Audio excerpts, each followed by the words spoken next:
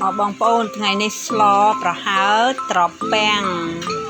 ហើយមានបន្លែមានម៉ានមុខប៉ុណ្ណេះឯងអត់តាន់គ្រប់មុខល្អអានេះគាត់ដាក់ជាទ្រុសអានេះដឹងតែឆ្ងាញ់ទៀតហើយសម្លប្រចាំតកូលក្មួយកូននិយាយទៅសម្លនេះវាបានបន្លែគ្រប់មុខបន្លែច្រើនបន្លប្រចាំតកូលនេះឯងថ្ងៃនេះដឹងតែឆ្ងាញ់ទៀតហើយក្មួយថ្ងៃនេះស្លននងបងស្រីលាក់ឲ្យននងស្លប្រហើរដាក់ជាមួយននងច្រើនជាងបន្លែផ្សេងទៀតននងនឹងឃើញសិនននងស្លុតអូនលាមកញ៉ាំបាយណែននងអូនណែ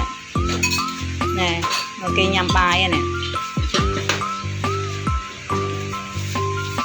ឡូក្តៅពួកគាត់ហូបបដើដួសបដើក្តៅឆ្ងាញ់